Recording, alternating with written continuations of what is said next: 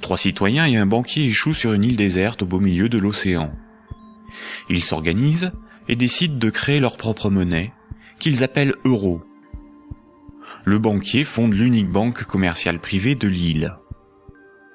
Comme cette banque est nouvelle, les 3 citoyens n'ont rien sur leur compte. Ils ne peuvent pas s'échanger et se vendre ce qu'ils produisent. Ils ont bien des marchandises à se vendre, mais aucune monnaie pour les payer. Pour disposer de moyens de paiement, chaque citoyen va faire un crédit de 10 €, remboursable en 11 mois. Chaque citoyen devra rembourser 10 € de capital, plus 1 € d'intérêt. Lorsque le banquier leur accorde le crédit, il crée 10 € à partir de rien sur chaque compte. Le premier mois, la masse monétaire est de 30 €. Les citoyens disposent de monnaie pour s'échanger ce qu'ils produisent. À la fin du premier mois, les citoyens commencent à rembourser leur crédit.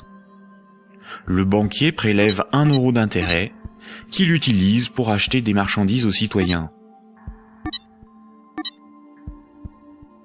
La masse monétaire reste de 30 €. À l'issue du deuxième mois, le banquier efface 1 € du compte de chaque citoyen. Il reste 27 € en circulation. À l'issue du troisième mois, le banquier efface à nouveau 1 € du compte de chaque citoyen. Il reste 24 € en circulation. De mois en mois, la situation devient un peu plus compliquée, car la masse monétaire ne cesse de baisser. Les citoyens se retrouvent en concurrence pour capter l'argent.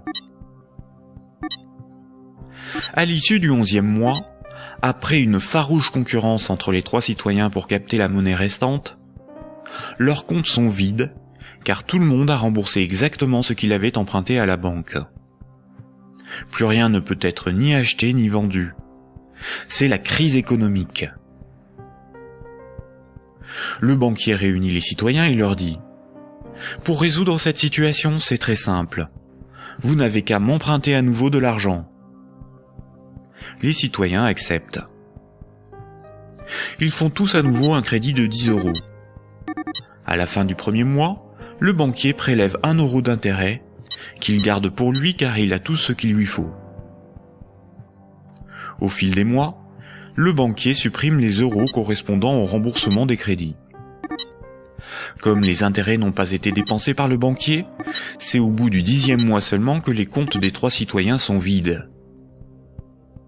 Il n'y a plus de monnaie en circulation, et pourtant il manque 3 € pour rembourser la totalité de leur crédit. Le banquier réunit les citoyens et leur dit : « Il y a une manière très simple de repousser le moment où vous serez à 0 sur vos comptes.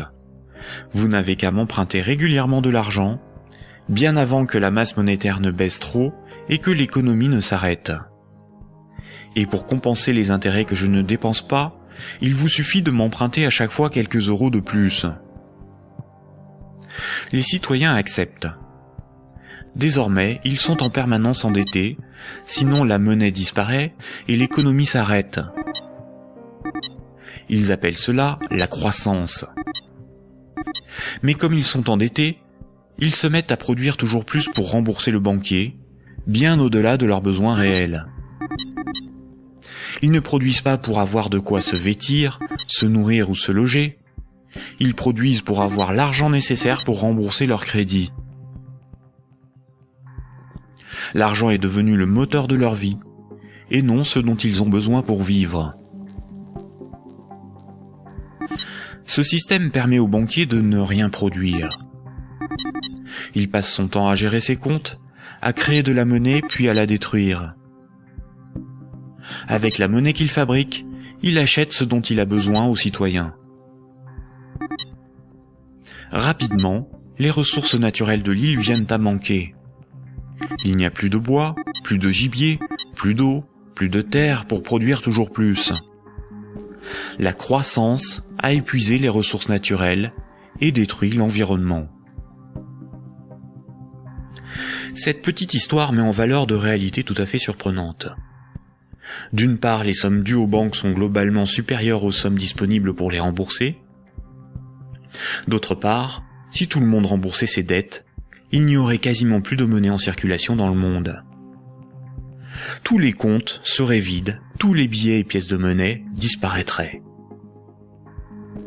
Le système monétaire fonctionne comme un système pyramidal. Pour payer les crédits en cours de remboursement, il faut que de nouveaux crédits soient accordés. Sinon, la monnaie se raréfie et certains emprunteurs sont dans l'incapacité de rembourser leurs crédits.